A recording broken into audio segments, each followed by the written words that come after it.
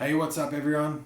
Thought today I'll try and answer some questions that a lot of people have been asking about getting your guitar in the same key as Dime, and as well as setting up your amp to try and get a similar tone. I won't run through the Dime head today, as it's meant for Dimebag and it's hard to go wrong. But we'll run through the Zach Wild mini stack. It's a standard valve state Marshall sound that a lot of people have on common on most amps. And we'll try and dial that in with an EQ, the MXR 6-band, to try and emulate his tone as close as possible if you're on a budget. But to start off, I've got the Far Beyond Driven tribute here with the dime bucker and whammy bar. It's pretty much essential. Anyways, I've got this at the moment tuned to E standard tuning.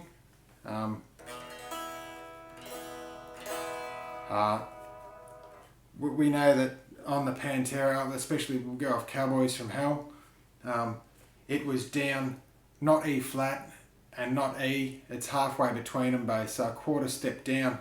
And so to get that on the tuner, right now, hopefully you can see the tuner from there. It's at the moment you can see it's slightly flat. We're slightly flat of E. Where we want to get that needle for the Cowboys from Hell tuning, we want to have it pretty much where it's sitting now, but still glowing on the E there. So it's just got to drop it down a quarter step. So to do that, the easiest way is go to the back of the guitar, and you want to keep this tremolo unit from floating up and down whenever you go to tune it. You just want to keep it rock solid and lock it in so you can tune it up and down and then plug it back in. So what I've made up out of paddle pop sticks, hopefully you can see that, I just made like a little block up that I wedge in the back of the guitar there. If I do that and then take out that spring, there's a lot of force being put on the block, and as you can see, it is hard to see, but the Floyd Rose unit is actually locked down and is parallel with the body of the guitar. It's hard to see, and it can't go anywhere. So as soon as I know it's all locked in, I crack all these.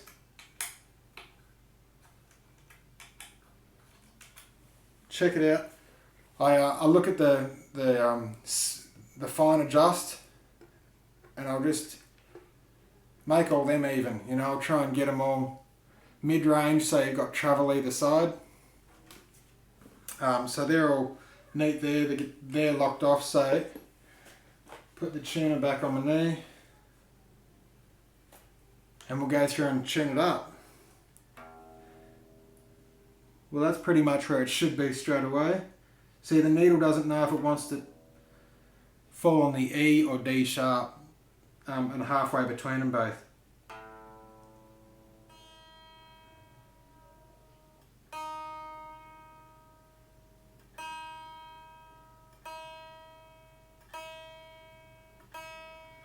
Okay, I'll just check them.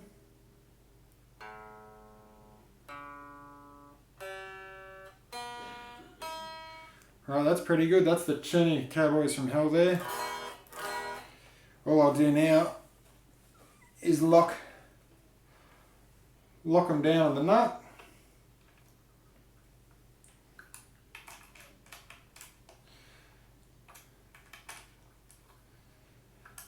Lock them down. I'll just check that once more.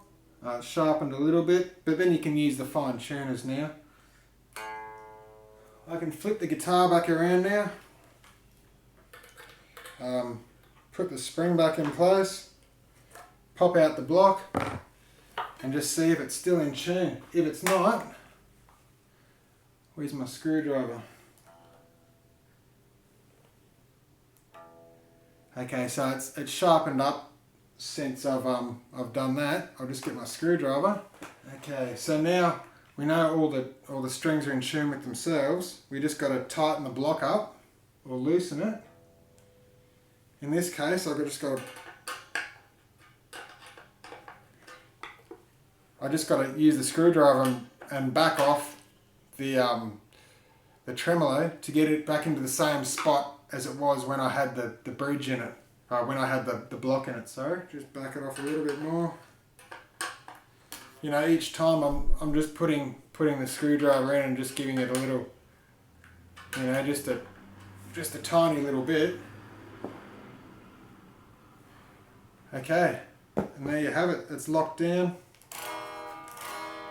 and you're in tune.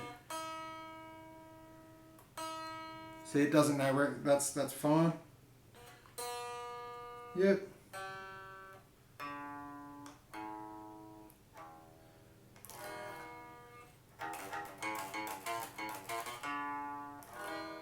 Yeah, righto. So I've got the amp going on now. I've just got it set to standard 12 o'clock everywhere. I'll stand that up actually, so you can see that.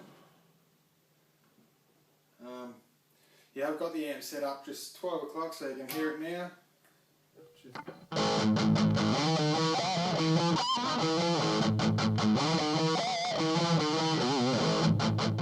You know, it doesn't sound really that close at all.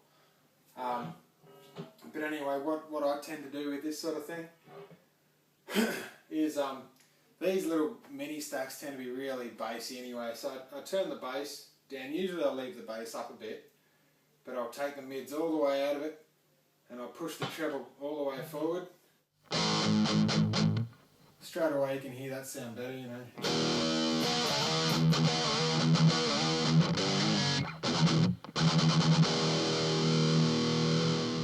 Anyway, most of the tone I find comes from this little sucker, the graphic EQ. I hope you can see where it's set there. I'll just unplug it and take it on over so you can see.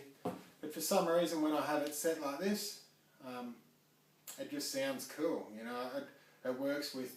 I use it with the Dimebag. I use it on Marshalls. It just adds a real machine gun sort of higher gain to the mids. It compensates for taking all the mids out of the amp and then focuses it and pushes it all forward, so you can still punch through and make your guitar be heard when you're jamming. Sometimes I use this with a noise gate as well, just to cancel out extra unwanted noise, but without it,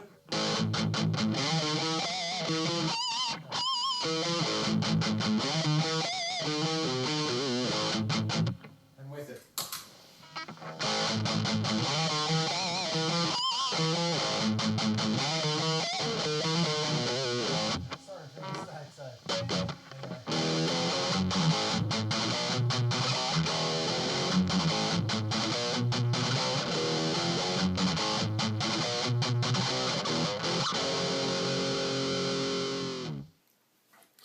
Hey, yeah, thanks everyone. I just wanted the opportunity to finish up now, and thank you all for tuning in each week and making it a cool hobby. You know, I enjoy doing this a lot. You guys make it worthwhile for me. You know, it's just a fun thing to do. But anyway, I'll start here. We've got just around the room, you know, my Mac with the garage band, everything I use to record. I've got the amplitudes up and the whole bit, you know, for the guitar tones mostly. Every now and then I record through the other amps, you know, the two little Fisher Price puppies, but they go alright, they're fun. You know, the Angel of Death and Dime FBD and the Rebel down to my bass, fun as hell, brand new. Yeah, love playing it. I've got a Randall RM20 here. It's a really awesome little amp. I love it. You can change out these modules here. I'm sure you've all seen just the little grub screws, and you take out the whole piece. This one here is set up for a Mark. It's like a Mark 5, but it's called Mark X from Jaded Faith. Unreal module.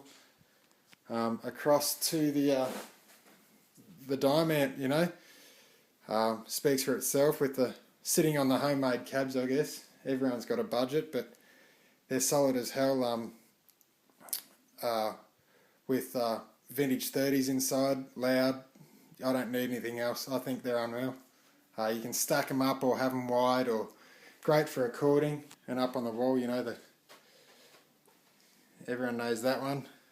And across to the other Jackson, you know. But anyway, yeah, thanks very much. Thanks for watching, and I'll hopefully get around and finish doing all the covers and requests and other things that you guys asked for. Anyway, take it easy.